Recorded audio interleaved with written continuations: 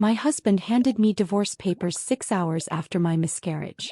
I was still in the hospital bed bleeding. He whispered, "Sign before the painkillers wear off." What he didn't know was that someone was already on the phone, listening to every word. That recording played in court 6 months later. His own judge called him a monster. A nurse was changing my bloody sheets when he whispered, "Sign before the painkillers wear off." As if I was too stupid to feel the real pain. As if the thing that had just been taken from me was a transaction he needed to close before I came back to myself fully enough to understand what was being taken next. I was 34 years old. I had been in that hospital bed for 6 hours. The miscarriage had happened at 11 weeks, far enough along that there had been a name picked out, a nursery color debated, a onesie already folded in the second drawer of the dresser in the house I shared with my husband, Garrett Elwood. Far enough along that losing it felt like a door being locked from the outside. A door I had not even known I was standing behind until it closed.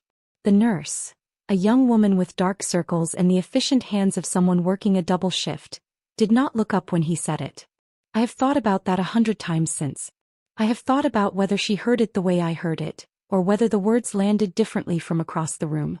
What I know is that she kept moving. Changed the sheet. Smoothed the edge. Left without saying anything. And Garrett was still standing there with the folder. I need you to understand something before I keep going. I need you to understand that the folder did not surprise me. That is the confession I have to make right at the start before I tell you anything else, because if I do not say it now I will spend this entire story making myself sound more innocent than I was. The folder did not surprise me. I had not known it was coming in that exact form. Divorce papers, that specific moment, that specific whisper. But I had known something was wrong with my marriage for much longer than I had been willing to admit out loud. I had known it the way you know a tooth is cracked before the pain starts. Something in the structure. Something off. I had been running my tongue along the edge of it for 2 years and telling myself it was nothing. I also need you to know that someone was already on the phone when he said it. That part one we'll get to. But it matters that you know it now because the whole story turns on it. The folder sat on the rolling tray table next to my water cup and my half-eaten cup of applesauce. It sat there for a long time while he explained, in the careful voice he used for conversations he had rehearsed, that this was something he had been thinking about for a while. That the timing was not ideal but that waiting longer would only make things more complicated. That he needed me to sign before we left the hospital because once we were home there would be emotions involved and this would just be cleaner. Cleaner. That is the word he chose. I stared at the folder and I felt something I was not expecting to feel. Not rage. Not grief. I felt a strange, cold clarity like standing outside on a winter morning when the air is so sharp it almost has a taste. I felt it move through me from somewhere below my sternum. And I thought, now I know exactly who you are. Now I do not have to wonder anymore. I did not sign anything that night. But I also did not say that yet. I want you to stay with me for a minute here because the story of how I got to that hospital bed, and what happened 6 months later in a courtroom where a judge looked at Garrett Elwood and said out loud on record in front of his own attorney that he was a monster. That story starts years before that night. Starts with me choosing and choosing and choosing again long after I should have stopped. I need to tell you who I was when I married him. Because that is the only way any of this makes sense. I need to pause here because some of you already know where this is going. You have lived some version of this. If that is true, I need you to hit the like button and subscribe before I keep going. Tell me in the comments what time it is where you are. I want to know who is sitting with me right now. And if you have ever stayed in a situation longer than you should have because you were afraid of what leaving would look like, just write, I stayed too. I will understand. Let me tell you how I got here. My name is Nora Calloway. I was 32 when I married Garrett, and before I married him I was the kind of person who had a plan for everything. I am a paralegal. I have been a paralegal for 11 years, first at a mid-size firm in Indianapolis, then at a family law practice in Carmel, Indiana, which is where I still work today. I know how to read documents. I know what language means when it is designed to obscure rather than clarify. I know the difference between a clause that protects you and a clause that sounds like it protects you. I say this not to brag but to set up the central irony of everything I am about to tell you. Because a woman who spends her working hours explaining to other women what their husbands hid in the fine print spent 8 years in a marriage with fine print she refused to read. Garrett was charming in a way that felt private. That is the only way I know to describe it. Some charming men perform for rooms. Garrett performed for you specifically, for whoever was in front of him. He made you feel like you were the only intelligent person he had encountered in weeks, and he was relieved to finally be talking to someone worth talking to. I felt that the first time we met at a fundraiser dinner for a children's hospital in Indianapolis, where he was one of 3 architects who had designed the new pediatric wing. He asked me what I did, I told him, and instead of the glazed nod I usually got, he asked 3 specific follow-up questions. He knew what a paralegal actually did.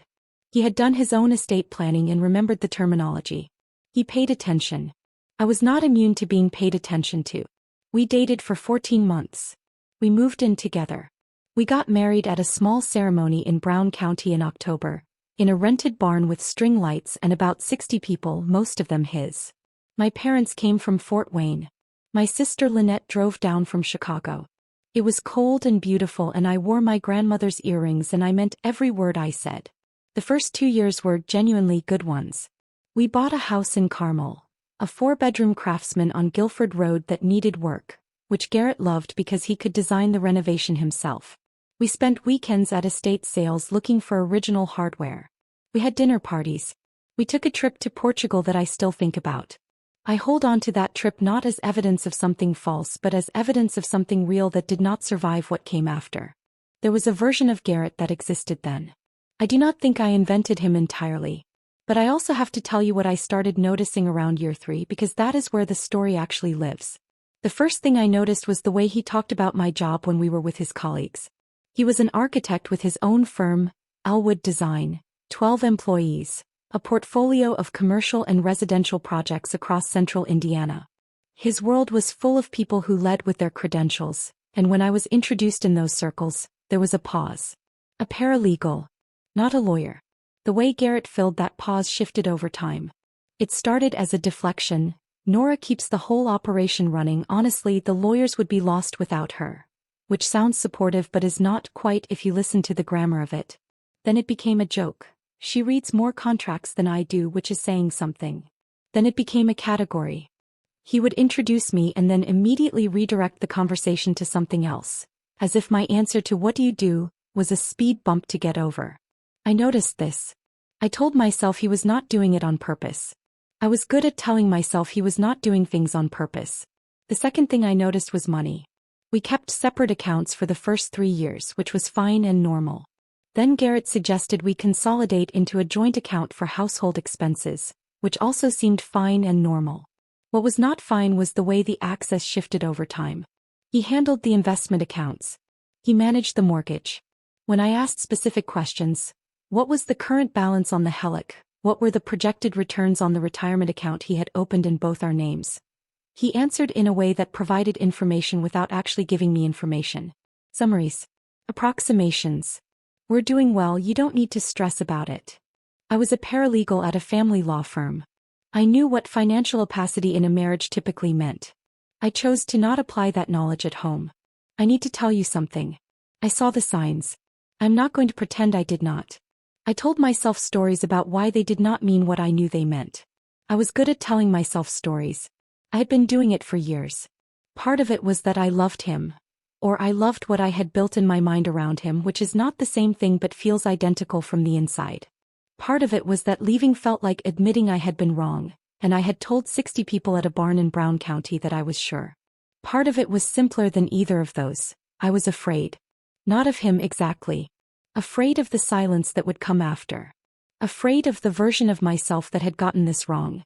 There was also a woman named Diane Poole. I did not know who Diane Poole was yet when I first heard her name. Garrett mentioned her once, in year 4, in the context of a former business partner he had briefly collaborated with on a commercial project in Fishers. He said the partnership had ended badly. He did not elaborate. I did not ask. Her name sat in the back of my mind like a word I could not quite place. Familiar in a way I could not account for, slightly wrong in the way a smell is wrong right before you identify it. I filed it away without understanding why. That was the first time I heard her name. It would not be the last. The cost of those years, if you want to count it in the way I have had to, 8 years of marriage, the last 3 of which I spent increasingly aware that something was structurally wrong and increasingly committed to not examining it directly. $47,000 of my own savings moved into joint accounts between years 3 and 6. Most of which I cannot fully account for today.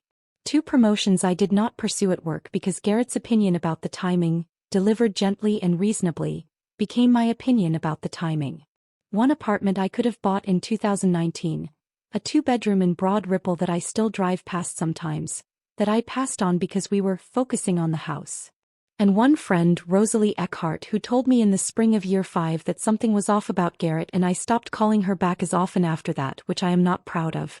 Garrett's signature line, the one that held the entire architecture together, was something he said so often and so pleasantly that it took me years to hear it for what it was. He would say when I raised a concern, "You're getting in your own head again, Nora." Delivered with a small, affectionate smile. Almost tender. As if my perception of reality was a charming personal quirk that he had learned to manage on my behalf. That sentence, over 8 years, was so effective that I genuinely began to distrust my own observations. Not all at once. Gradually. The way a GPS recalibrates. 1 small adjustment at a time until you look up and realize you are nowhere near where you intended to go. The bank statement arrived by mail on a Tuesday in March. We had been paperless on all our accounts for years. Garrett had set that up, handled it because he was the one who dealt with finances. So when a paper statement for an account I did not recognize arrived in our mailbox on Guilford Road, I almost put it in the pile of things I would give him later. Almost. I stood at the mailbox with it in my hand and I looked at it for a long moment. The account was in both our names. The balance was $214,000. I want to be honest with you about what I felt when I opened that envelope on the front porch in the cold. When I found that statement, I was not surprised. I was relieved. Because now I had proof of something I had known in my body for 2 years but could not say out loud. That cold clarity I mentioned, I felt it for the first time that afternoon standing on my own front porch holding a piece of paper Garrett had not intended me to see. My jaw unclenched for the first time in what I later calculated had been roughly 14 months. The account had been opened 18 months earlier. It had received regular transfers, between $3,000 and $8,000 at a time, drawn from our joint accounts. Our household accounts. Our retirement vehicle. The account I had contributed to for 8 years under the impression that we were building something together. I stood there for a long time. Then I went inside, put the statement in my work bag and started dinner. He came home at 6:30. I passed him the salt at the table and I smiled and I said very little. He did not notice anything different. That night I could not sleep. I lay on my side of the bed and I listened to him breathe and I ran the numbers in my head for 4 hours. $214,000 in an account I did not know existed. 18 months of transfers. The question was not what the money was for. The question was what he was planning to do with it and when. The next morning I went to work and I closed the door of my office and I called my colleague Bette Hargrove, who has been doing family law paralegal work in Indiana for 22 years and who is the most precise reader of financial disclosure documents I have ever met. I did not tell her it was my own situation. I described it as a hypothetical. She stopped me 3 sentences in and said, "Nora, is this about you?" I told her yes. She said, "How long have you known?" I said, 2 years. Roughly. She was quiet for a moment. Then she said, "Okay. Here is what you are going to do." She was not asking whether I wanted to. She was not going to let me answer, "I don't know," because she had seen that answer lead women into outcomes she had spent 22 years watching unfold in depositions and asset hearings. Bette Hargrove is not a reckoning character because she gave me evidence, she didn't. She is a reckoning character because she asked me the one question I could not dodge, which was, "What are you waiting for?" I did not have an answer. I had been waiting without knowing I was waiting. I had been waiting for something that would make leaving feel justified rather than chosen. Something that would make it feel like it happened to me rather than something I decided. Bette named that. She said, "You do not need permission. You need a plan." I sat in my office chair for a long moment after she said it. I felt something shift under my sternum. Not courage exactly. Just the decision settling in. My body had already known. I had not been sleeping properly for 8 months. I had lost 11 pounds since November without trying. I had been clenching my jaw in my sleep so badly that my dentist had asked me about stress at my last cleaning and I had said, "Work stuff." Every morning when Garrett's alarm went off at 6:15, my stomach contracted. Not from dislike, from performance. From the specific, exhausting effort of arranging my face correctly before he looked at me. I started gathering what I needed. Quietly. Over 43 days. I used skills Garrett had spent 8 years dismissing. My ability to read documents, to understand financial language, to know what a disclosure looks like when it is designed to hide rather than reveal. I photographed the bank statement. I requested paper statements on every account I had access to. I worked with Bet after hours on 2 occasions to map what I could find. I contacted a family law attorney named Paul Osterfeld, who charged $350 an hour and was worth it. And I made 3 appointments on my lunch break over 3 weeks. I paid for those appointments with money from an account I had opened in college and never closed. A credit union account in my name alone that I had not touched in 4 years, which held $3,200 from an inheritance from my grandmother. The same grandmother whose earrings I wore at my wedding. I want to tell you something about this period. Everyone thinks the hard part is the confrontation. It is not. The hard part is the waiting. The hard part is Tuesday night when he is watching television and laughing at something and you are sitting next to him and you know everything and he knows nothing and you have to decide whether tonight is the night or if you can survive one more day of this. I survived 43 more days. I became very good at passing the salt. I became very good at asking about his projects in a tone that sounded like interest. I became very good at performing a marriage I had already left in every way that counted. There was one night around day 30 when he came home with flowers. Pink peonies, my favorite. He set them on the counter and he looked genuinely pleased with himself and I put them in water and I thought, he knows nothing. He is not trying to fix something. He is not feeling guilty. He is just a man who bought flowers for his wife and expected to feel good about it. And I stood at the kitchen sink and I felt the most alone I had ever felt in my life, which is a strange thing to feel while someone is looking at you with affection. But that is the feeling. That specific hollowness. I have to stop here for a moment, because what I am about to tell you is the part one have gone back and forth about sharing. It is the part that made me realize this was not just my story. If you have ever found out that someone you trusted did the same thing to someone else before you, if you have ever sat with that knowledge and felt your entire chest go hollow, then you already know what I am about to say. Hit the like button. Right? I found out too in the comments if that is your story. And stay with me. The next part is where everything changes. It was Paul Osterfeld who found Diane Poole. Not because he went looking for her specifically, but because during the financial discovery process, a property record came up in Hendricks County that was in Garrett's name alone, purchased in 2015. 3 years before we got married. A rental property on a small street in Plainfield, Indiana. I did not know about it. It was not in any disclosure. When Paul pulled the full transaction history on it, the original purchase involved a co-signer, a woman named Diane A. Poole, whose name had been removed from the deed through a quitclaim transfer in 2017. 1 year before Garrett started dating me. I found out about Diane Poole on a Wednesday afternoon in a small conference room on the 2nd floor of Paul Osterfeld's office on Meridian Street. I drove out of the parking lot and I pulled into a strip mall off 96th Street and I did not move for almost an hour. I was not crying. I was doing math. I was counting the years. He had met me at a charity event in the spring of 2018. He had removed Diane Poole from that property deed in the fall of 2017. The timeline was not ambiguous. Paul found a court filing, a small claims action from 2018 in which a Diane A. Poole of Indianapolis had filed and then withdrawn a civil claim against a Garrett R. Elwood. The claim, before it was withdrawn, described an allegation of financial misrepresentation in the context of a shared investment. $12,000. The claim had been withdrawn after what Paul described, reading from the record in his calm document attorney voice, as a confidential settlement. I sat with that for a long moment. Then I thought, if he lied about her, then everything he ever told me about myself was probably a lie too.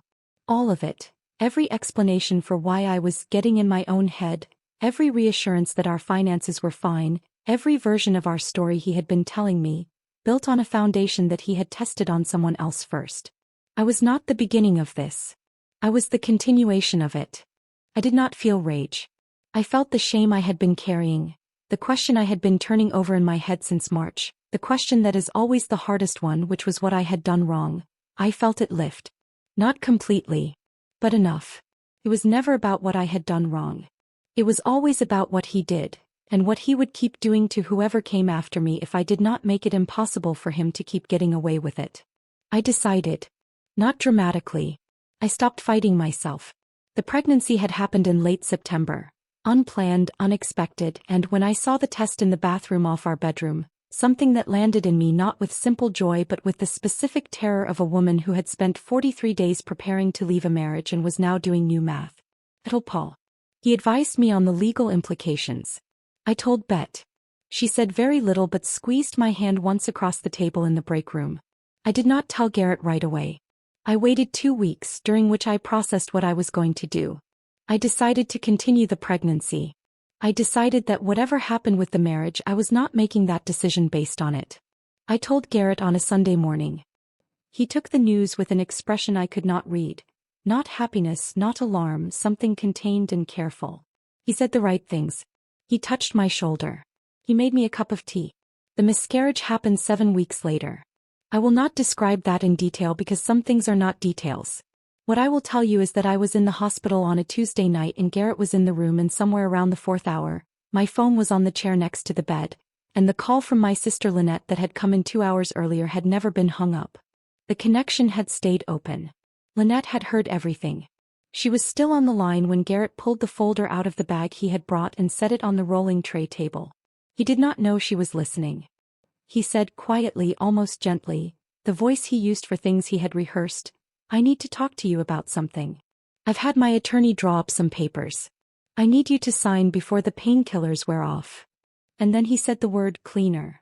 I looked at him for a long time. The nurse had her back to us.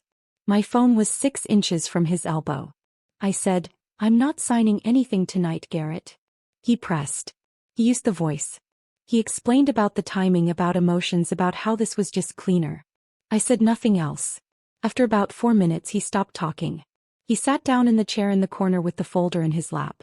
He stayed there until visiting hours ended. When he left he took the folder with him. He kissed my forehead. I did not move. After the door closed I picked up my phone. Lynette was still there. She had been on the line for 2 hours and 40 minutes. She said in a voice I have never heard from her before or since, Nora. I got all of it. The next 6 months were the most organized I have ever been in my life. Paul Osterfeld filed. We requested full financial disclosure. We requested documentation on the Hendricks County property, on the hidden account, on every transfer made in the preceding 4 years. Garrett's attorney, a man named Crawford Briggs who had a good reputation and who I suspect earned every dollar Garrett paid him simply by trying to manage what was coming, objected to everything on procedural grounds. Paul was patient. Paul had done this for a long time. The financial picture that emerged through discovery was a hidden account totaling $214,000, a rental property generating income that had never been disclosed in any joint financial planning, and transfers totaling $61,000 from our joint retirement vehicle over 38 months. Transfers I had signed consent forms for, because Garrett had presented them as rollover paperwork and I had trusted him. I had trusted him. I want to say that again. I knew how to read documents and I signed things he handed me because I trusted him. I need you to sit with that for a moment because I have had to sit with it for 1.5 years and I am still not done sitting with it. I was not stupid. I was trusting someone I had promised to trust. That is not the same thing. But it is also not the same thing as innocence. The hearing was in April. A Tuesday. Paul had requested a judicial review of the financial conduct given the discovery findings, specifically the pattern of concealment and the circumstances of the signing attempt at the hospital. I dressed in the clothes I wear to serious depositions. A navy blazer, slacks, heels I can stand in for hours. I drove myself. I parked 2 blocks away. I sat in the car for exactly 8 minutes and then I walked in. Garrett was already there with Crawford Briggs. He was wearing a dark gray suit. He looked exactly the way he always looked in professional settings. Composed, handsome in a conventional way, the kind of man who other men assume is trustworthy on sight. I have watched him work a room my entire marriage. I have watched him become the most credible person in any space he entered. He glanced at me when I sat down across the table and his expression was the expression he used when I had disappointed him. Patient, a little tired, containing his feelings for both of us. Paul placed a series of documents in front of the court. The account records. The property records. The Diane Poole civil filing from 2018, which was admissible as evidence of a pattern relevant to the financial conduct claims. Crawford Briggs objected. Paul had anticipated every objection. The judge, a man named Walter Creed who had been on the family court bench in Hamilton County for 19 years and who had, according to Paul, very little tolerance for what he called financial theater in divorce proceedings, reviewed each document without visible expression. Then Paul placed the final exhibit on the record. Lynette's recording.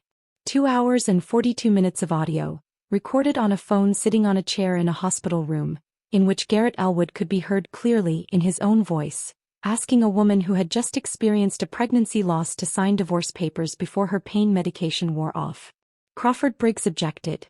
Judge Creed overruled him and listened to 4 minutes of the audio, including the specific sentence, the word cleaner, the sound of Garrett's chair scraping as he sat down, and the silence after I told him no. Judge Creed looked at Garrett for a long moment. He did not look at his notes. He looked directly at Garrett the way you look at something you want to make sure you have seen accurately.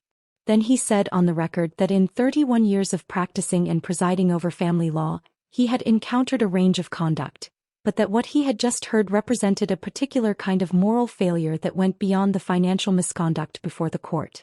He used the word exploitative. He used the word predatory. He said that the attempt to obtain a signature from a woman in that condition at that moment under those circumstances was, and I remember this word because I wrote it down as soon as I got outside, unconscionable. Crawford Briggs was very still. Garrett was not crying. He was doing something I recognized from 8 years of marriage. He was removing himself from the room without physically leaving it. His face went to the expression it went to when he had run out of management strategies. Slightly blank. Slightly vacant. The performance at rest. Paul asked for his number. He got most of it. I thought I would feel vindicated. I did not. I felt tired. I felt like I had been carrying something very heavy for a very long time and I had finally been allowed to put it down. That is not the same thing as feeling good. But it is the same thing as being free. Bette came to my office the afternoon of the hearing. She did not say much. She brought coffee and a lemon poppy seed muffin from the place on Rangeline Road that I like, and she sat across from my desk and she said, "You did every part of it right." Then she asked me what I was doing for dinner. I told her I had not thought about it. She said she would pick up Thai. She did. We ate at my kitchen table in the apartment I had signed a lease on 6 weeks earlier. A 2-bedroom in Broad Ripple, not the one I had looked at in 2019 but close, on a street with old trees that were just starting to come in green. I had arranged the furniture myself. Every piece of it was where I wanted it. Nobody had an opinion about any of it.